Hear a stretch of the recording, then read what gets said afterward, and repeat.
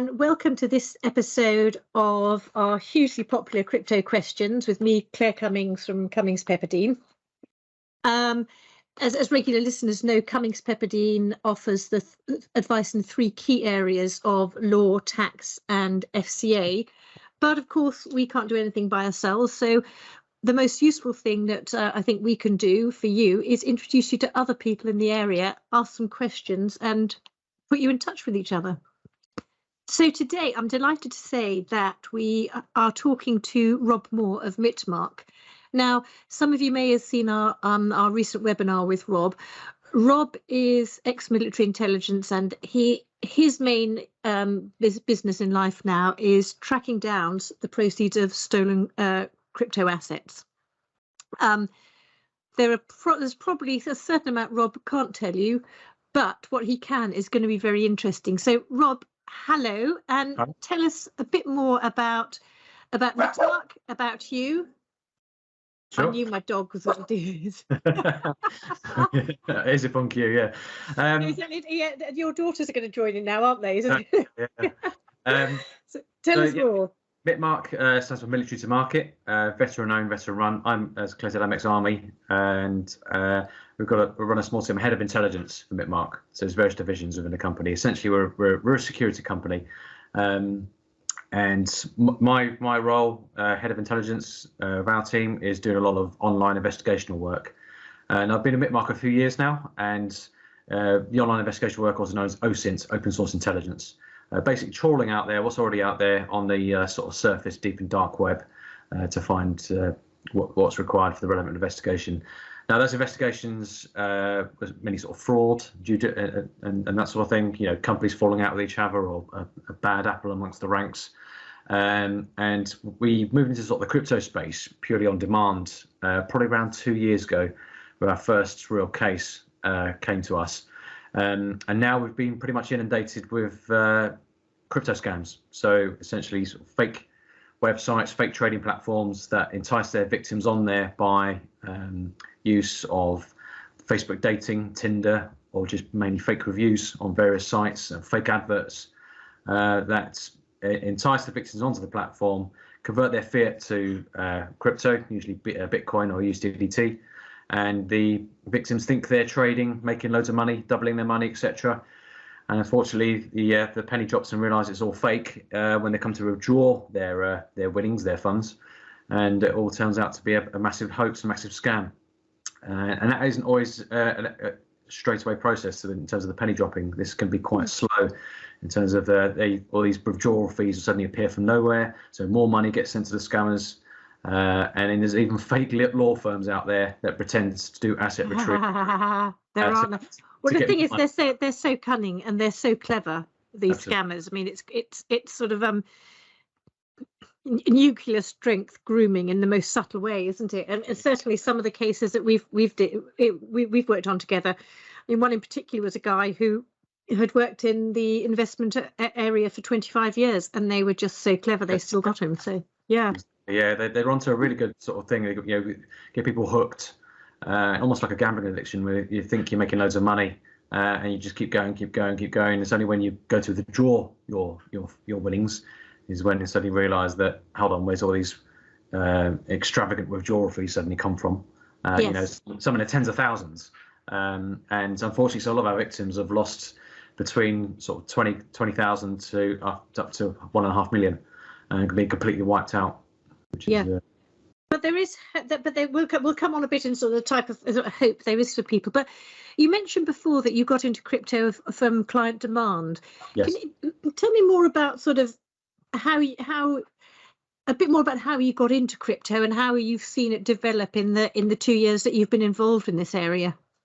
Yeah, sure. It was first off, it was a bit of a trick, old school sort of trick, whereby they tricked the victim into handing over the private key. And how did they do that? Was it all, presumably it was all done online? It was online scanning and fake. Yeah, exactly. Fake addresses. Yeah. So that was a fake investment scam. So it was teaming up with our victim, our client. Sorry, wrong word. Yeah, our client. And sort of with his ruse of being, okay, come alongside of us with this large investment, and we're going to go win big here. We just need quick have access to your wallet, sort of thing. Essentially, keys were then accidentally handed over, which the client was like, oh my goodness, I've been in the crypto space for years. Why did I do that? But these professional fraudsters, they're good at what they do, right? So trickery and that sort of stuff is their forte. Yeah, exactly. Well, at the end of that one, were you able to? I'd probably best not ask too much about how you track things down, but what detail can you give us about sort of what you do and how that one ended up? Yeah, sure. So that one, unfortunately, we knew who the fraudsters were, but and this is the same with a number of cases whereby, unfortunately, the clients have lost, or the victims have lost so much money that they can't necessarily afford to take it down the legal, civil path. Not necessarily for our charges, but it can be quite. But you do have to get counsel involved, and exactly, a number of hearings, and some have been quite quick. We had a win beginning of this year where from sort of flash to bang, from being alerted from the victim to doing our report, producing the evidential report for the lawyers to take to court, and the money being back in the person's bank account was 4 weeks, which is very quick. I suppose that I guess these guys, if they're caught, they pay up because to them it's just peanuts. They're getting so much elsewhere that they just want to pay. And Really. Are you allowed to talk at all about how you track down money or the? I could sort of give a brief. Again, because of the blockchain, as your listeners will be aware, it's you're just tracking down where it's going essentially, and then through the relevant court processes to then freezing orders. Disclosure orders, etc. And then sometimes the scammers just don't want the attention, so send it back. And I said, we're just scratching the surface of this. It's been a real eye opener over the last couple of years. The amount of money involved behind the scenes and what it's involved with as well has been eye watering. Some of it. Yeah. It is phenomenal. Yes, criminal. So when you talk about the things it's involved in, are you able to give our listeners an idea of where the assets of crime go? Yeah, sure. So as from the blockchain analysis, we see that wallets be associated, addresses be associated with red flags that reported to. So not just crypto scams, they'll then be associated with ransomware, other types of hacks. But the nasty side of things is they're getting red flags for being associated with human trafficking, money laundering for such, and terrorism. And potentially state-sponsored as well. So it's this sort of say 30 grand that's been stolen from one example client has gone along the blockchain, and then we're seeing it mixed in with other wallets that have got millions in, tens of if not hundreds of millions going through in sort of quick succession as well. Very organised network of organised crime / state-sponsored. Yeah. Are you finding that it's the majority of the sort of the criminals and all of this are sort of individuals, or are they mainly part of gangs, or does it vary? Because some of this, I'd imagine, from the things that we've worked on and we've talked about, they seem to be so highly coordinated, large gangs which are incredibly coordinated, incredibly the word sophisticated we use. But is that prevalent, or are there sort of different types of crooks you get out there? Yeah, our assessment is that, especially just from the blockchain side of things, it's not just one linear movement from the point of theft to an exchange as an off ramp. It's been mixed in with all sorts, which then you start to see the wider picture. Is, my goodness me, this isn't just a few people. This is a lot, and there's a lot of money going through here, and it's also involved in different types. So this isn't just crypto scams. This is very technical types of hacks. And that sort of thing. Cyber, ransomware. Yeah, absolutely. The whole lot. Yeah, the whole lot. So it's not just we're just scratching the surface of it. It's huge. And do any of these criminals, do they ever sort of pop up and you get to meet them in real life, or that they're in the UK and you can find them, or is most of it? No, most of it's abroad, but we have seen repeated associations. I've done that much analysis now. I start to sort of recognise wallets as that nerdy, and we see, okay, yeah, blimey, that those addresses were also linked with a case we did 6 months ago, and I know who the people are behind that. So Yeah, and we've had repeated victims come to us who've come from the same source, i.e. the same fake website, and they've lost things. So again, this is a case of, okay, been here before, I know who these lot are, what they're up to now. They're obviously still operating, they're not getting taken down. Yeah. And do the police get involved in this? Because I know that there is a sort of a crypto cybercrime units involved. Do you get involved? I know there's one that we're dealing with at the moment that the police are helping out. Is that very common, or? I'd love to be able to assist in that way, and do a bit of service to help and pass on our details. But all we see is the victims go to, say, Action Fraud, get a crime reference number, and nothing happens. That's why they then come to us, to go down these sort of civil routes, try and get their money back. But I'd love to be able to sort of assist in a way, even just feeding in what we're finding. I think it's definitely of use. Well, maybe that's something that we can work on together, because, as I say, there's one case we're working on at the moment that the police are involved with that. So hopefully we might be able to sort of spread the word and be able to help the sort of law enforcement as well. Yeah. Absolutely. And when it comes to people, words of warning for anybody listening, sort of how not to be a victim of crime. I mean, it's a tricky one, because the number of people we see and we think, I can't believe I was so stupid, because these people are just so clever. Have you got any things that you would say to people to be very careful about? Sure. I mean, if you go on a website, have a look around it. Are there spelling mistakes? Is there sort of poor grammar? Even just copy and paste some of the wordings that is used. Is it being sort of, because a lot of these websites are used over and over again. Have a look at the terms and conditions. Do they things like, do they match what's on the front page in terms of the company name, etc. Even the reviews, just take a step back. If something doesn't smell quite right, just take a step back, and just pregnant pause might then sort of go, do you know what? I'm not fully sure of this. I think I'm gonna, steer clear, or seek further advice. And I guess on the seeking further advice, that could be, come and speak to either you or me, and we can look at it. Yeah. And it may well be as well, people can come and say, could you look at it? It's not necessarily anything we're charged for, but it could be very useful for us putting together pieces of different jigsaws that could then help other people who have fallen prey. Definitely. Yeah, exactly. Yeah. And then the other thing, because I said when we started talking that we'd talk about messages of hope, because there is hope, that there is help out there. Yeah.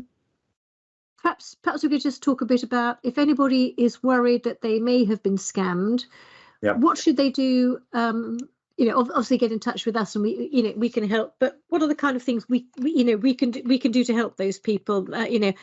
Us as lawyers, and you as the people who are out there tracking it down. Yeah, absolutely. I mean, you're not alone, and I promise you, we've been there and seen it all. And unfortunately, a lot of this can be quite sensitive, whereby, especially if it's come from a dating app scam, the victims may be sort of heavily involved with the profiles that they're chatting to online, and may be embarrassed. And I can assure you, we've seen it all, and we will help you to hopefully find resolve and get your money back. So don't suffer in silence, essentially. Yeah, and there's never any need to be embarrassed for being human. Exactly. And I think the other thing to remember is that if you've been conned, don't feel ashamed, because you haven't done anything wrong. It's the criminals that should be ashamed of themselves. Exactly. That's where the shame lies. Nowhere else. Yeah. And what about victim support as well, Rob? Yeah, so that's one of my team is reaching out at the minute to sort of assist, because we want to ensure that, because especially like I mentioned, people may have potentially fallen in love with these profiles. Yes. And then suddenly have that sort of rug pulled from you, and realise it's all a facade. Yeah, your hopes, your dreams, and everything else. Yeah. And then your house and savings. Yeah, exactly. So. And it may not manifest itself straight away. It could be 6 months to a year down the line. So we want to sort of say to our clients / victims and say, look, we're not just a security company here. We will look after you moving forwards, not to try and monetize that side of things, but just as a duty of care. Yes. Because we don't see anything bad happen to you. 6 months to a year down the line, or whatever. From the military side of things, we're fully aware of PTSD, etc., and that sort of thing. So the mental health side of things is front and foremost, and I think it's key here. Yeah, exactly. Yeah. And just a quick aside here as well, talking about sort of the humane humanity sort of part of the work that you do. You have very kindly put me in touch with the right people so that we're able to take in a Ukrainian refugee, and hopefully this lady is arriving at Dover today, and I'm going to go down and get her. Great. Could you maybe talk a bit more about the type of work that you've been doing on the Ukraine-Polish border? And and I'll ask anybody if anybody is able or would like to help you in the work that you do on Sure. that border, and with Ukrainians. Perhaps you could talk a bit about that. Yeah, sure. So right at the beginning of the war, we had some of our clients say, look, can you guys get some medical kit together, etc., and get it to the front and help out? I said, yeah, well, we can do that, but we can do a bit more if needed. So we deployed out there within a couple of days, as I say, out to the Polish border with Ukraine, set up a little sort of operation centre, and just basically got boots on the ground to go and see what needs to be doing and what we can do. And I'm glad we did, because straight away we could see that the big NGOs weren't there, and they're still not really there right now. It's just a gaggle of volunteers, and it was a real mess. So they're across a lot of refugees. One of the busiest border crossings is Medica. And they come across there on foot or by car, by train, and then they go to a Tesco's in the nearest town called Przemysl, an old Tesco's that's used as a refugee processing centre. And this is where we initially started helping out. There again, it was just Polish Boy Scouts were doing the ones who were checking in and sort of processing the refugees. Language barriers, they had rubbish old laptops. So we went and got bought a load of laptops, a load of TV screens and printers and stuff, just basically a bunch of IT technical kit, get it in there to help assist the flow of refugees, to get them. So the big TV screens were like bus timetables, so they knew where to be at what time, to get on what coach to go to Berlin, to go to Krakow. Information, yeah. And then the next thing we sort of identified was in around that centre, and also at the actual border crossing, was suspect-looking individuals, both male and female, who didn't belong around there, and later turned out to be human traffickers, essentially preying on these poor women and children. To try and then traffic them off all around the world, part of that global network. So as I mentioned earlier, we see on the blockchain, we see human trafficking. So we see it on the blockchain, we see it on the front line, and it's been a real eye opener in terms of the depravity and the evil that is out there that will do that to these poor refugees. People who are left with they've got nothing left in their life apart from what they're carrying in their bag. Absolutely. And yet, And I think I understand as well that some of the work you've done on tracking the crypto crime, it's led back to funding the war in Ukraine, going through Russia to fund. We think so, yeah.